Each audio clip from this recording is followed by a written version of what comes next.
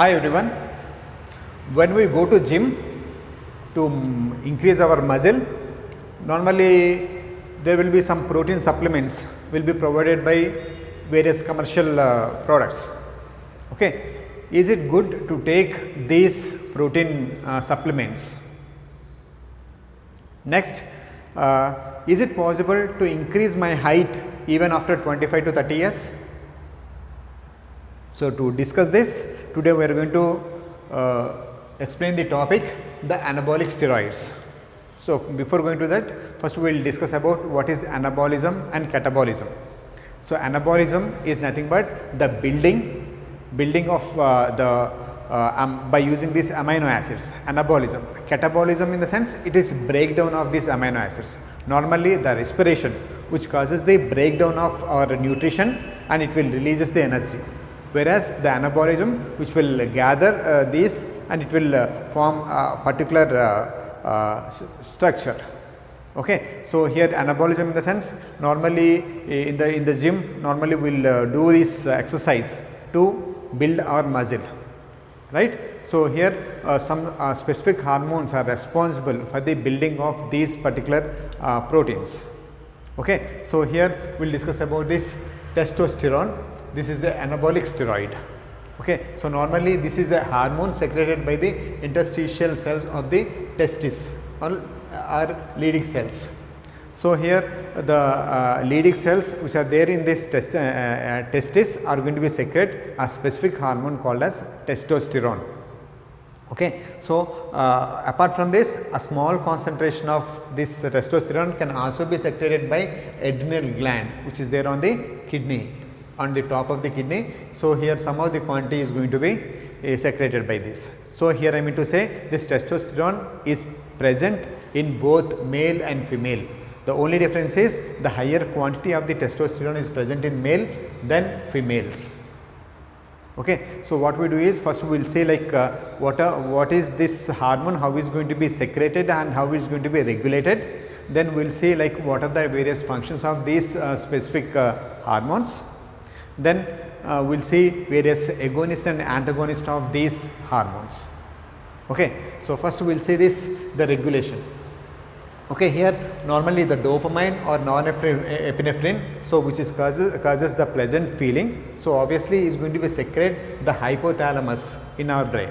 Okay. So, because of the stimulation of this hypothalamus, there is a release of the gonadotropin releasing hormone from the hypothalamus. So, this hypothalamus is going to be secrete this gonadotropin releasing hormone that further stimulates the anterior pituitary gland. So, this anterior pituitary gland secretes two types of hormones, one is follicle stimulating hormone and luteinizing hormone. Though this follicle stimulating hormone and luteinizing hormone, these two hormones are target to gonads. Gonads may be the testis or maybe the ovaries. Okay. So, here the functions of these hormones are different in male and female. Let us see. So, luteinizing hormone in male, it causes this secretion of the androgens, in the sense testosterone is going to be secreted because of the luteinizing hormone. But in female it causes the ovulation and production of the progesterone because of this luteinizing hormone. Next, coming to follicle stimulating hormone, in males it is useful in the spermatogenesis, whereas in females it causes the production of the estrogen. So, here I am to say these hormones differently work in different genders. Okay. In male is going to be increase the spermatogenesis, whereas and the production of the testosterone. In females it will helpful in the oogenesis and production of the progesterone and estrogen. Okay.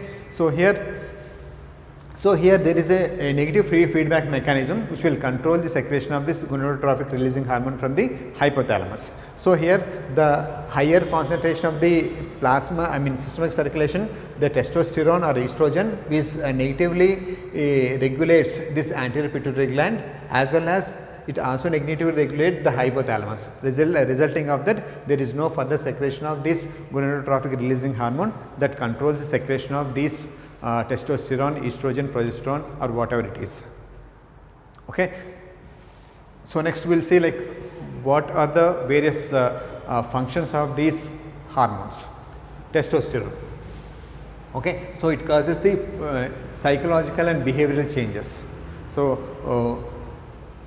here the psychological behavior changes, in the sense you can understand the behavior of the 5 years child and the 18 years of the young one. Okay, so here there is a psychological change in their way of thinking and attitude is just because of the testosterone. Next, the skeletal growth and epiphyseal closure. So here this testosterone is responsible for the enlargement of the bone, and it causes the epiphyseal closure, in the sense for example in females up to 18 to 20 years. So here there will be cessation of the enlargement of the bone is going to be take place. Okay, so in case of male it is up to 22 years. So enlargement of the bone is going to be decreased. I mean to say the height of the individual is going to be regulated. So there won't be further growth of this height. Okay, so here I mean to say that by using various chemicals or by using various we can see in various advertisement that enlargement of the length. So it is not possible, because so here there will be cessation of this height growth by testosterone by closing this epiphyseal closure. Okay, so whatever the spurious advertisements, they will simply make us fool by saying that they increase the height of the individual. So it is not possible after 25 years. Okay. Next, growth of larynx. So where the individual is become low pitched. So you can identify the difference in voice, male and female. So normally female has high pitch voice, then compared to the male has low pitch voice. So this is because the growth of this larynx. So because this larynx growth is depends again on the testosterone. Next, changing skin, hair, beard, pubic hair, etc. So here the thickness and texture of the skin of male is completely different from female. So here female skin is smooth than compared to the male, and their skin is thinner than the male. Okay. So here that is again because of the production of the high quantity of the testosterone in male. Next, positive nitrogen balance. So here the intake of nitrogen is more than the nitrogen eliminated from our body. So that is the reason where higher amino acids can be prepared. So here because of this the positive nitrogen balance is going to be maintained because of the testosterone. Next, if the testosterone in our body if increased, so what will be the signs and symptoms? So let's see. So edema, baldiness. So it may be genetic, but this is one of the reason that baldiness and suppression of the spermatogenesis. So in those individuals the spermatogenesis is going to be ceases because of the higher secretion of this testosterone. What if the testosterone is decreases? So here normally it causes the impotence, loss of libido, the sexual desire is going to be inhibited, then erectile dysfunction is the most symptoms in case of these. So if you see this mechanism of action is directly is going to be bind through the receptor, it will internalized. So these are the bind with the nuclear receptors, so it can relocate into the nucleus and it can helpful for the synthesis of the new proteins. So this is how the testosterone is going to be work in the growth of the individual. Okay. So next we will see like what are the various drugs that work on this testosterone. So normally for the individual who's suffering with anemia or wasting syndrome or the osteoporosis, normally we will give these therapy. So normally we will give the analogs of this testosterone. So here first we will see the derivatives of the testosterone. Example, nandrolone decanoate. Okay. So this nandrolone decanoate will because of the structural similarity, so it will act as like of the testosterone. So in the treatment of anemia, osteoporosis and wasting syndrome. Whereas next one is derivatives of methyl testosterone. So example is oxymethoxylone, oxanodrone and oxymistrone. So these are the agents which will mimics the methyl testosterone, and it will helpful for the treating of the anemia and osteoporosis.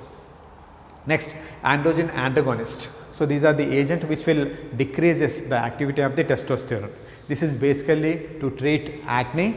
So since the acnes are going to be high in male, then excessive hair and early puberty. So to treat these category of symptoms, we will use this androgen antagonist. Example, cyproterone. Cyproterone is the drug which will inhibit the estrogen.